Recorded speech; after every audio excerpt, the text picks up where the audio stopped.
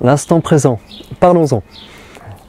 Le passé, le présent, le futur et l'instant présent, c'est un sujet qui est apparu lors de la dernière méditation avec les élèves où, alors que je les questionnais après l'écoute de la respiration sur leur expérience, s'il n'y avait pas eu trop de pensées par exemple, on m'a fait part, et ça je m'y attendais aussi, c'est normal, justement à des pensées qui sont apparues lors de la méditation et qui fait partie du processus, hein, c'est naturel d'avoir des pensées.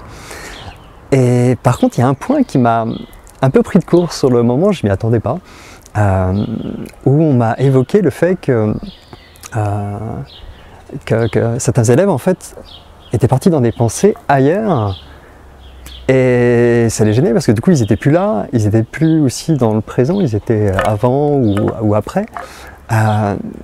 Moi ça m'a un peu désarçonné parce que je ne les ai pas vus se téléporter, ils étaient toujours là en présence et toujours là maintenant. Et sur le coup je les ai laissés parler, j'ai posé quelques petites questions pour qu'ils puissent m'exprimer ce qu'ils ressentaient, mais j'ai pas pu forcément répondre, je trouve, suffisamment bien en quelque sorte, hein. Enfin voilà, ça c'est subjectif. Et là sur cette vidéo je voulais revenir là-dessus parce que du coup j'ai cogité un petit peu pour réussir à mettre des mots sur ces ressentis. C'est assez rigolo je trouve. On est quand même dans un monde qui est assez cartésien. Après voilà, chacun pense différemment, on a tous des sensibilités différentes. Mais dans ce monde-là, on va plutôt croire à ce qu'on peut toucher, à ce qu'on peut voir, à ce qu'on peut mesurer, à ce qu'on peut vendre, voilà. Au final. Et pourtant, on croit au passé et au futur. Donc c'est assez rigolo comme sorte de petite contradiction, je trouve, qui montre des manières d'être, de penser auxquelles on ne va pas forcément réfléchir tout le temps.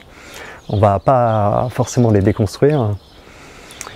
Et justement, pour revenir sur cette notion de passé, de futur, mais le passé c'est quoi? À part un présent qui est déjà passé, et le futur c'est quoi si ce n'est des possibilités de présent? Voilà. Au final, le présent est toujours là et il a toujours cette importance primordiale hein, par rapport aux deux autres qui vont être des concepts. Donc, ils ne sont pas négatifs en soi. Je veux dire, le passé, le futur, heureusement qu'ils sont là quand même pour pouvoir dialoguer entre nous, pour pouvoir communiquer. Mais ils peuvent nous piéger si ces concepts commencent à prendre trop d'importance en eux-mêmes et nous font oublier d'où ils émanent, et s'ils nous font oublier ce centre qui est le présent, cet ancrage. Et c'est là où on a une petite distinction à faire justement entre la différence entre la séparation et la distinction. Voilà, on peut distinguer le jour de la nuit, c'est quand même plus pratique pour parler. On peut distinguer le passé, le présent, le futur, c'est plus pratique aussi. Mais si on commence à avoir cette idée que le passé, le futur, c'est séparé du présent, c'est là où ils prennent beaucoup de poids. Et c'est là où je trouve qu'ils vont nous éloigner en effet de cet instant présent, alors qu'on y est quand même. Et tout le jeu de la méditation est là, en quelque sorte aussi, dans se rendre compte à nouveau de certaines choses qui sont faciles à dire intellectuellement ou même à penser et à comprendre intellectuellement. Mais des fois, voilà, il y a des petits déclics à avoir qui se font naturellement, on ne les contrôle pas. Et ces déclics nous permettent d'être davantage dans l'instant présent. Il suffit de le réaliser. Mais c'est pas magique non plus, dans le sens où n'importe qui peut le réaliser dès maintenant. Mais ça évolue avec la pratique. Voilà, on va être de plus en plus conscient de cette présence.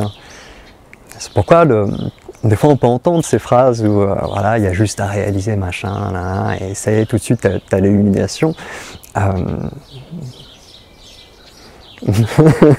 Bon, voilà. L'important c'est vraiment le processus, je trouve. Vous voyez, instant présent, lâcher prise. C'est des mots qui sont devenus même au final assez clichés, à tel point ils ont été utilisés à toutes les sauces. Et quand ils deviennent des concepts figés, des images figées, c'est là où on perd la chance, je trouve, d'aller vers eux. Et d'aller vers eux dans ce processus qui va à chaque fois progresser au fur et à mesure des années, du temps et de notre pratique. Et ça, c'est vraiment, vraiment, vraiment, je trouve, un point important. Donc au final, le petit piège, c'est pas forcément d'avoir des pensées, parce que c'est un phénomène naturel. Le petit piège, c'est plutôt de séparer ça, de cet instant qu'on est en train de vivre et qu'on est tous déjà en train de vivre. Voilà, donc on rejoint le petit principe que j'avais dit dans une précédente vidéo de ni retenir ni rejeter, où ces phénomènes sont naturels aussi. On ne va pas rejeter le principe de passé, de futur, on ne va pas se forcer à être dans l'instant présent tout le temps. Mais c'est simplement une question de focalisation, de distinguer les choses et d'être capable petit à petit d'être de plus en plus dans ce centre, de le reconnaître. Et c'est quand même plus cool.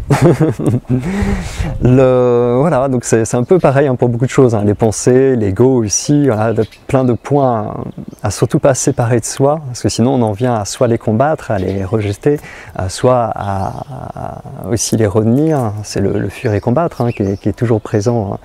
J'aurais tendance à dire les deux très souvent ensemble.